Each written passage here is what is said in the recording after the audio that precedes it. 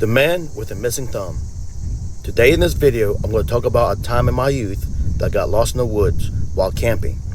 But before we continue, please subscribe to my YouTube channel and turn on all notifications so you won't miss out on any of my future posts. So let's get to it.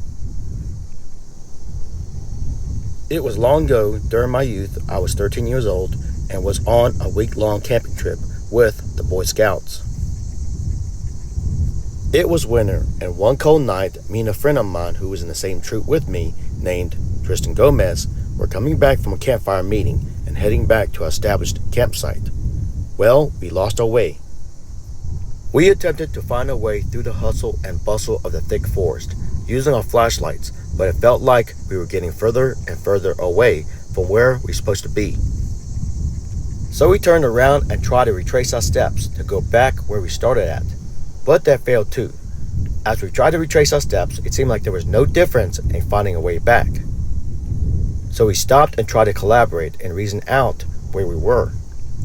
There was no way we were lost in the woods because the whole campsite wasn't that big.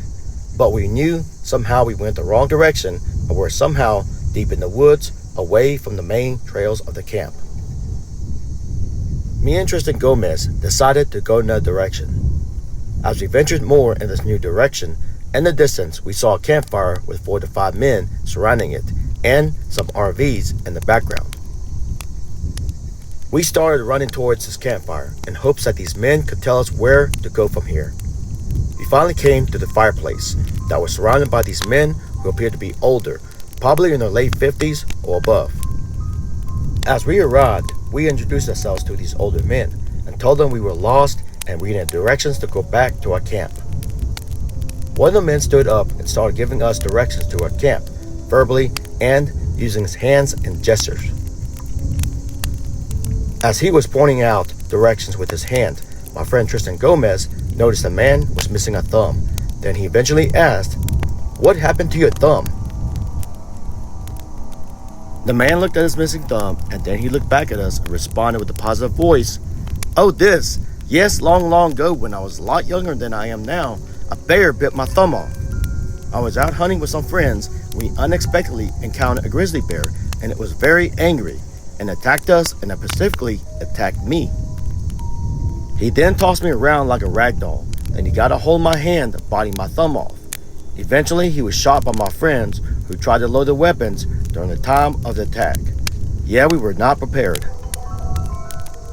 So after hearing this very creepy and disturbing story, we knew where to go, and my friend Tristan Gomez, who now looked like he'd seen a ghost, tugged at my coat with haste and said, "Let's go now." So after we bid farewell to these men, we set off back to our camp. We were on the way back and both of us were thinking about the man with the missing thumb and about his creepy story he told us. I did find the story creepy, but interesting. But Tristan Gomez, on the other hand, was totally disturbed and horrified by this tale. And while we were heading back to our camp, Tristan Gomez started getting paranoid. He kept looking behind us on most occasions and even started getting jumpy with every little sound we heard in the woods. Then he asked me if there were bears in the woods, and of course I responded to him, yes, there are black bears. Then Tristan Gomez asked if black bears attack people. Then I responded, they can, but they are not aggressive like grizzly bears, and also I told them the grizzly bears do not live in the woods of Virginia. Then finally I told them that bears are hibernating at this time of the year, so they're not out and about like they were before. I kept telling him there was nothing to worry about, and also we were getting close to our camp. Then I even pulled a joke on him by quickly reaching over behind him and grabbing his far shoulder, letting out a bear growl, which he jumped and gave out a yell. I laughed about it, and at first Tristan Gomez did not like the joke I pulled on him, but finally as we came to our camp, we both then laughed at the joke I pulled on him, and also reflected on the man with the missing thumb, and Tristan Gomez was a lot more positive. Then both of us went to our tents and went to sleep.